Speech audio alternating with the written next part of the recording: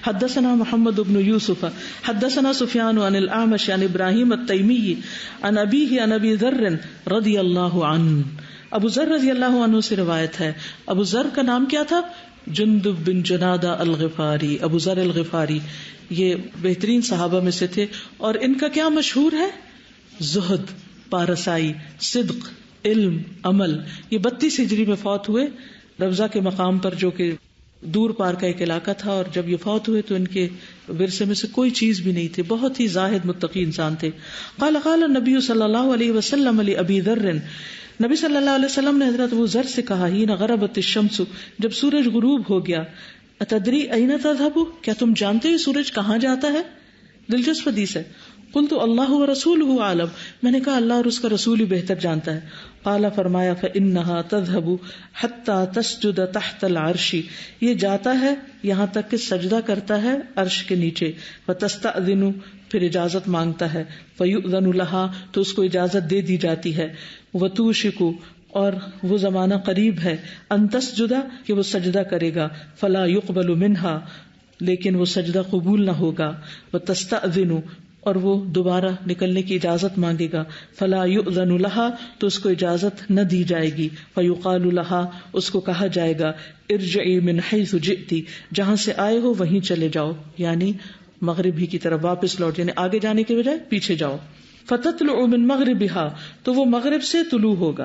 فذلك قوله تعالی، یہ ہے اللہ تعالیٰ کے اس قول کا معنی، والشمس تجری لمستقر لها، اور سورج چل رہا ہے، دوڑ رہا ہے اپنے ٹھکانے کی طرف. ذلك تقدیر العزیز العلیم، یہ نظام الاوقات ہے یا انتظام ہے زبردست علم والے کا. دو باتوں پہ لوگوں کو عام طور پر ذرا حیرانی اور پریشانی ہوتی ہے. ایک تو یہ کہ عرش کے نیچے جا کے سجدہ کرتا ہے، تو ہم تو سورج کو ہر وقت اپنے سامنے ہی دیکھتے ہیں، تو وہ کہاں جاتا ہے عرش کے نیچے؟ بات یہ ہے کہ عرش وہ چھت ہے جس نے ساری مخلوق کو گھیرا ہوا ہے، ٹھیک ہے؟ تو سورج اس کے سامنے کیا ہے؟ تو سورج جہاں بھی سجدہ کرے وہ کیا ہے؟ عرش کے نیچے. دوسری بات کہ وہ سجدہ کس طرح کرتا ہے، کیا جھکتا ہے یا کوئی اس کے اندر حرکت ہوتی ہے؟ جھکنا دراصل اس کی اطاعت ہے کہ رب کی فرما برداری میں لگا ہوا ہے.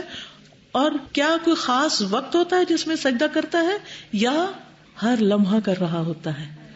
ہر لمحہ آگے بڑھنے کی اجازت مانگ رہا ہے، یعنی ایک طرح سے مسلسل سجدے میں ہی ہے. یعنی اپنا ذرا سا بھی وہ سرکل پورا کرتا ہے تو آگے جانے کے لیے، گھومنے کے لیے وہ اجازت طلب کرتا ہے، اور وہ اس کی وہ مستقر ہے جہاں جا کر وہ رک جائے گا، اور آگے جانے کی اجازت نہیں ملے گی. مستقر کا لفظ کس سے ہے؟ قرارگاہ، یعنی وہاں جا کے وہ ٹک جائے گا، آگے نہیں اب جا سکتا. ہر وقت اس کو آگے جانے کی اجازت مل رہی ہے اور وہ گھوم رہا ہے مستقل. لیکن پھر ایک وقت آئے گا کہ اس کو کہا جائے گا کہ اس خاص پوائنٹ سے پیچھے چلے جاؤ، اور وہ پیچھے چلا جائے گا. اور پھر یہ ہے کہ ہر ملک کا ایک مشرق اور مغرب ہے، اس لیے کسی کا مشرق دوسرے کا مغرب اور کسی کا مغرب دوسرے کا مشرق ہوتا ہے. تو اس سے مراد کوئی خاص مشرق اور خاص مغرب کی جگہ نہیں ہے، بلکہ ہر وقت وہ اسی کیفیت میں ہے کہ کہیں نکل رہا ہے اور کہیں غروب ہو رہا ہے، تو وہ اجازت لے کے آگے بڑھتا ہے. اس میں ایک خاص بات یہ بھی ہے کہ ہر چیز اللہ کے آگے جھکی ہے. وَلِلَّهِ يَسْجُدُ مَن فِي السَّمَاوَاتِ وَالْأَرْضِ، اللہ کے لیے سجدہ کر رہی ہے ہر وہ چیز جو آسمانوں اور زمین میں. یسجد فعل کون سا ہے؟ مضارع. معنی کیا ہوتا ہے؟ حال اور مستقبل کا. کر رہی ہے یعنی وہ سجدے میں ہے اور اجازت لے لے کے آگے بڑھ رہی. ٹھیک ہے، تو اس لیے اس میں کسی پریشانی کی ضرورت نہیں ہے. سبحانک اللہم و بحمدک، اشہد ان لا الہ الا انت، استغفرک و اتوب الیک. السلام علیکم و رحمۃ اللہ وبرکاتہ.